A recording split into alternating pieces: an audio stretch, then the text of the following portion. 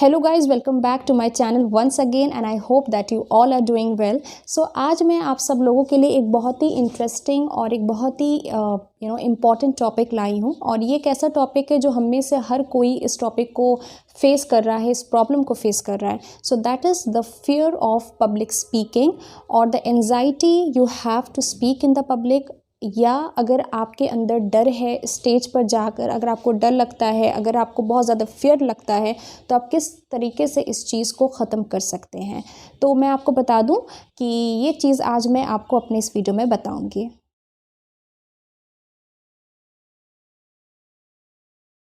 हर इंसान का अपना अपना डर होता है, everyone has their own fear. लेकिन ये जो फियर होता है, the fear of public speaking, ये सबसे ज़्यादा कॉमन फियर होता है और इस फियर को हम ग्लॉसोफोबिया कहते हैं। The fear of public speaking is called as glossophobia. और ये फियर ऐसा होता है, जैसे आप लोगों ने देखा होगा कि अगर आप लोग स्टेज पे जाते हैं तो ऑल ऑफ अ सडन अगर आपको कहा जाए to perform something in front of the public, तो आपके अंदर जो आपका एक तो ऑलरेडी आपका कॉन्फिडेंस लेवल लो होता है, ऊपर से क्या होता है कि वर्ड्स जंबल अप आप लोग करने लगते हैं, आपको बोलना कुछ और है, आप उसे भूल जाते हैं, आपके पसीने छूटने लगते हैं। और कभी कभी तो ऐसा भी होता होगा आप लोगों के साथ कि सामने आपको कुछ दिखाई नहीं देता, आपके सामने एकदम से मतलब अंधेरा छा जाता है। तो ये सब चीज़ें इसलिए होती है बिकॉज़ हमारे अंदर कॉन्फिडेंस लो होता है, हमारे अंदर ये फियर होता है कि मैं किस तरीके से अपने आप को अपने आप का परफॉर्मेंस दूं, किस तरीके से लोगों के सामने अपने आप को रखूं। तो ये बहुत ही एक ऐसी चीज़ है जो हमें बहुत सारी चीज़ें करने से रोकती है। तो आज मैं आपको यही बताऊंगी और चलिए जल्दी से आज मैं आप लोगों को पॉइंट्स वाइज समझाती हूँ कि किस तरीके से you can overcome your fear to speak in front of the public. So the very first point जो आज मैं आप लोगों को बताऊंगी is mindset shift. Okay, so first point is mindset shift. Now what is mindset shift? देखिए, सबसे पहले तो मैं आप लोगों को बताऊंगी कि अगर आप लोगों को कहीं भी जाना है, अपना परफॉर्मेंस देना है या पब्लिक के सामने बोलना है, तो सबसे पहले you have to calm your mind. आपको अपने माइंड को सबसे पहले समझाना होगा because everything is regulated by your mind. आपका माइंड जैसा सोचेगा वैसे ही आपकी बॉडी, आपका बॉडी लैंग्वेज वर्क करता है, वैसे ही वो एक्ट करता है। तो सबसे पहले तो ये इम्पॉर्टेंट है कि आप अपने आप को बोलें, आप अपने आप को समझाएं कि yes I can do that. बात और मैं आप लोगों से बोलना चाहूँगी दोस्तों कि कभी कभी ऐसा होता है, एंड आई एम श्योर कि आप लोगों के साथ ऐसा हुआ होगा, हम लोग के साथ ऐसा होता है कभी कभी कि हम लोग कभी कभी इतना ज़्यादा नर्वस होते हैं और इतना ज़्यादा हमारे अंदर फियर एंजाइटी हो जाती है, तो हम को जब कुछ बोलना होता है तो हम बहुत ही फास्ट बोलते हैं, मतलब बहुत ज़्यादा फास्ट बोलेंगे, बहुत ज़्यादा फास्ट बोलेंगे। तो इतना जल्दी फास्ट बोलने की ज़रूरत नहीं है, क्योंकि अगर आप किसी भी चीज़ को बहुत ज़्यादा फास्ट बोलेंगे ना, तो वो चीज़ जो होती है क्लैरिटी ऑडियंस तक नहीं पहुँच पाती, और जब ऑडियंस तक नहीं पहुंच पाएगी तो आप की बातें लोगों तक नहीं पहुंच पाएगी और लोग आपको पसंद नहीं करेंगे। तो just relax yourself, just try to calm down yourself और धीरे धीरे बोलिए। आपको जो भी बोलना है आराम से बोलिए। आप समझ रहे, धीरे धीरे बोलने का मतलब मेरा ये नहीं है कि आप इतना ज़्यादा धीरे बोलने लगे कि लोगों को मतलब people find you boring and all, but जो भी आप बोल रहे हैं उसमें पहली बात तो full energy, full of energy, आप अपने आप को पूरी तरीके से एनर्जेटिक कर लीजिए, कॉन्फिडेंट कर लीजिए और बोलिए जो आपको बोलना है। तब देखिए कि आपके बातों में कितना ज़्यादा दम होगा, आप कितने अच्छे से एक पब्लिक स्पीकर बन पाएंगे। तो बहुत ज़रूरी ये होता है कि try to speak slowly and slowly, try to give the punctuations while you are speaking या और in your sentences, because that will always make your part very very beautiful. तो ये सारी चीज़ें हैं जो आप ज़रूर इन सब चीज़ों का ध्यान रखिए दोस्तों, and these things will definitely help you. Remember always that every of our motion is governed by our emotions। तो बहुत ज़रूरी ये होता है कि हम एकदम अपने आप को खुश रखें और हैप्पीनेस लाएं। मतलब कि जब आप खुश होते हो ना अंदर से, जब हम एक्साइटेड होते हैं तो हमारी जो बॉडी होती है वो एक्सपैंड कर जाती है। और अगर आप बहुत ज़्यादा नर्वस होगे एंड आप दिखाइएगा लोगों को कि आप बहुत ज़्यादा नर्वस हैं, तो आपकी बॉडी कॉन्ट्रैक्ट कर जाएगी। तो सबसे पहले तो मैं आपको ये कहूँगी कि अपने आप को पहले काम डाउन करें, अपने माइंड माइंड को समझाएं, माइंड सेट को शिफ्ट करें और बार बार अपने आप को ये कहें कि yes today I am going to present it so well, और आज मैं बहुत अच्छा करने वाला हूँ, ये करने वाली हूँ, and I am just going to rock and I am very excited, I am very excited. तो आप अगर ये बार बार बोलेंगे ना, तो आप देखिए कि कितना ज़्यादा आपको खुद फ़र्क महसूस होगा अंदर से। Come to the second point, आपका जो दूसरा पॉइंट है दोस्तों, वो दूसरा पॉइंट है कि focus on the concept not the content. Okay, focus on the concept not the content, which means कि जब भी आपको पब्लिक में कुछ भी प्रेजेंट करना हो, जब भी आपको स्टेज पे अपनी परफॉर्मेंस देनी हो, तो हमेशा अपने कंसेप्ट को समझ लीजिए, कंटेंट को याद मत रखें। जैसे हम लोगों में से, आप लोगों में से हम लोग गलतियां क्या करते हैं कि अगर हम लोग को कुछ भी बोलना होता है तो हम लोग रट्टाफिकेशन मतलब रट्टे मार लेते हैं और हम लोग मगअप कर लेते हैं कि चलो भाई नंबर 1 पॉइंट ये बोलना है, नंबर 2 पॉइंट ये बोलना है, नंबर 3 पॉइंट ये बोलना है। ऐसा मत करिएगा। आपको क्या करना है कि आपको सबसे पहले पूरा जो कंसेप्ट है वो आप समझ लीजिए। बिकॉज प्रॉब्लम क्या होती है कि जब हम स्टेज पे जाते हैं और हमने सब कुछ मगअप कर लिया है and by chance if you forget the first point, तो सब कुछ हम भूल जाते हैं बिकॉज हमने मगअप किया हुआ है, हमने कंसेप्ट को नहीं समझा, हमने बस कंटेंट को याद कर लिया है। तो सेकंड पॉइंट मैं ये इसलिए बोल रही हूँ because if your concept is clear you will know what you have to say. और अगर आप बीच में मान लीजिए कोई पॉइंट भूल भी जाते हैं, तो अगर आपका कंसेप्ट फुल है, अगर आपका कंसेप्ट क्लियर है, तो आपको पता होगा कि आपको बोलना क्या है। फॉर एग्जाम्पल मैं आपको जैसे बता दूं कि if someone ask you in an interview और anywhere about your family that tell us something about your family, तो आप यहाँ पे कुछ भूलते नहीं हैं, आप बहुत अच्छे से बोलते हैं कि what the every member of your family do, from where you belong, you know all these things. क्यों? क्योंकि फैमिली के रिगार्डिंग या ये जो टॉपिक है इसका जो कंसेप्ट है वो कम्प्लीटली क्लियर है आपके माइंड में, ठीक है। लेकिन अगर कोई ऐसा पॉइंट हो जिसमें या कोई ऐसा टॉपिक हो जिसका पॉइंट आपको याद रखना होगा, तो फिर क्या होगा, अगर आप बीच में अगर आपने याद किया है और बीच में अगर आप भूल जाते हैं तो ये हो नहीं पाएगा।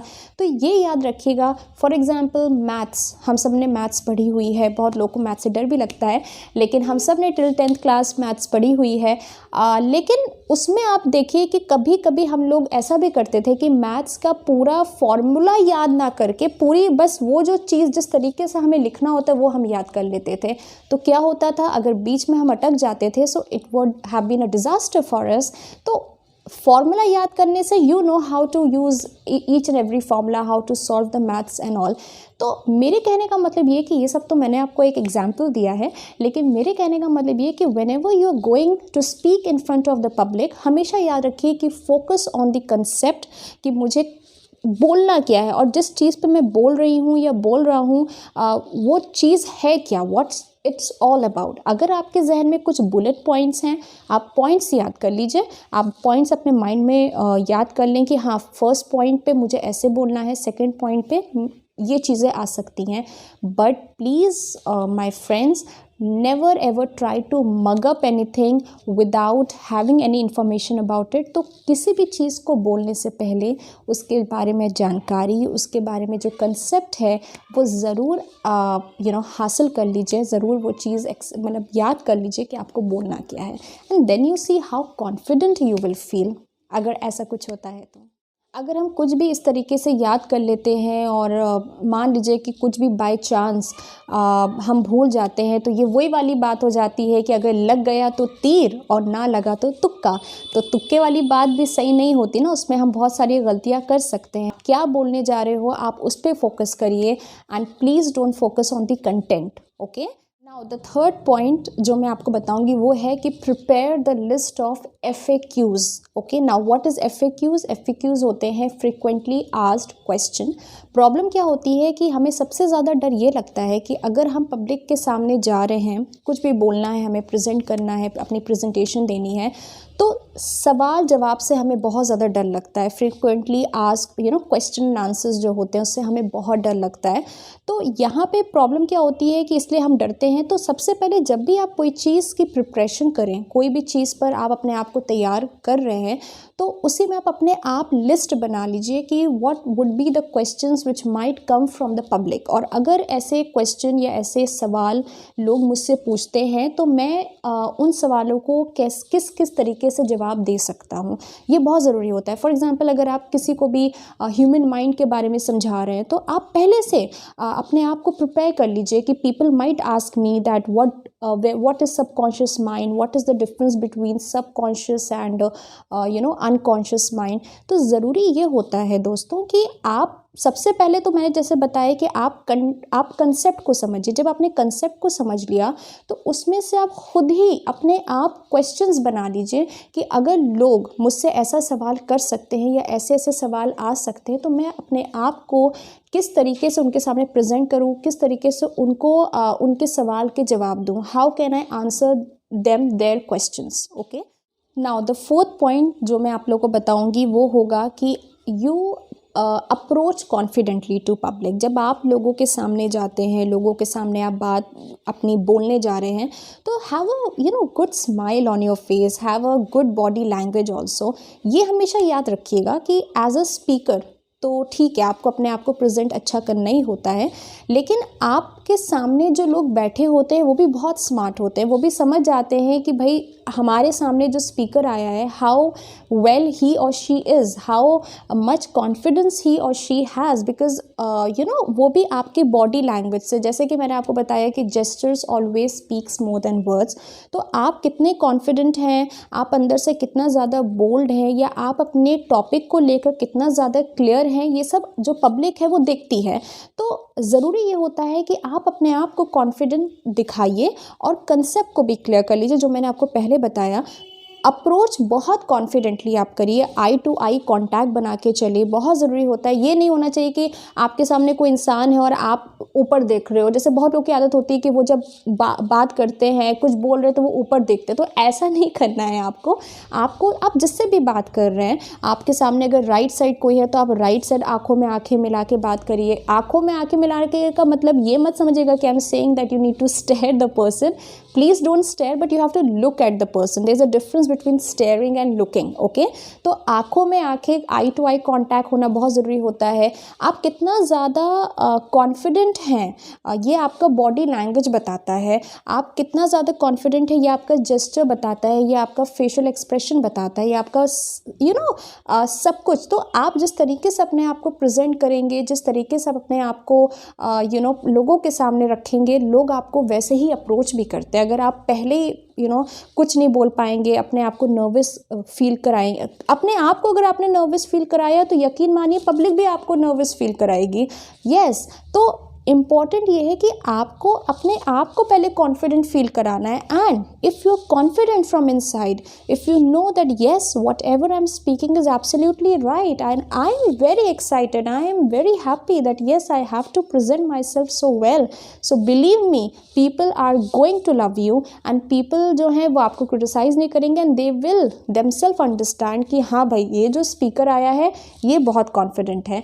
तो कहने का मेरा मतलब ये कि जब भी आप अप्रोच करें पब्लिक को, बहुत ही कॉन्फिडेंट होके करें। That is very important. आप लोग जब भी बहुत लोगों को, जैसे हम लोग कभी कभी बहुत लोगों को देखते हैं कि वो बहुत अच्छा पब्लिक के सामने बोल ले रहा है। एंड हम ऐसे भी लोगों को देखते हैं जो स्टेज पर जाकर बिल्कुल भी नहीं शर्माते हैं and they speak so well. तो मैं आपको बता दूं कि जितने भी अच्छे पब्लिक स्पीकर्स रहे हैं उनको भी शुरू में कहीं ना कहीं ये डर और ये शाइनेस उनमें भी रही है। ऐसा नहीं, ऐसा कोई इंसान नहीं है जो ओवरनाइट जाकर अचानक से वो 100 लोगों के सामने मतलब 100 लोगों के सामने खड़े होकर वो बात बोल सकता है या अपनी चीज़ें प्रेजेंट कर सकता है। ऐसा बिल्कुल नहीं होता है दोस्तों। तो अगर आप किसी भी ऐसे इंसान को देखते हैं कि वो बहुत अच्छे से पब्लिक स्पीकिंग कर ले रहा है तो it's just because of the practice, it's just because that he और she has been through the practice of speaking a lot in front of the public. And to be very honest, अगर वो मैं रहूँ so of course it's me और anyone else, people have a lot of shyness to speak in front of the public. तो कहने का मेरा मतलब ये कि ये सब चीज़ें आपको प्रैक्टिस से आएंगी। और अगर आपके अंदर कॉन्फिडेंस है अंदर से कि हाँ मैं ये चीज़ कर सकती हूँ या कर सकता हूँ, तो सबसे पहले ना आप अपने जो अप्रोच है उसे बहुत ज़्यादा कॉन्फिडेंट करिए, जैसे मैंने आपको बताया। And always remember one thing, that everyone in the initial stage had the problem to speak in front of the public. Even I also faced the problem to speak in front of the public, but it's only because of the practice which we all did, which I did, कि आज हम सब लोग या बहुत सारे लोग ऐसे होते हैं जो इतने अच्छे से और या अपनी जो बातें हैं वो पब्लिक के सामने बोल लेते हैं. So the next point which I will say you is that try to find out your lighthouse. And when I say that you need to find out your lighthouse, what I mean to say is that जब भी आप public में या class में कोई भी performance देते हैं तो उसमें से कुछ लोग ऐसे होते हैं, एंड आई एम श्योर आप लोगों ने भी ये चीज़ टैकल की होगी, जो आपको डिस्ट्रैक्ट करने की कोशिश करते हैं, जो आपको डिस्टर्ब करने की कोशिश करते हैं. तो in that situation I will always request you all कि आप उन लोगों पे ध्यान दीजिए जो आपको सुनने में बहुत इंटरेस्ट रख रहे हैं, जो आपको सुनने में रुचि रख रहे हैं. Because you know as a speaker जब आप कोई भी चीज़ पब्लिक में बोलते हैं तो आपको पता चल जाता है कि who is actually interested to listen to you, who is actually not at all interested to listen to you.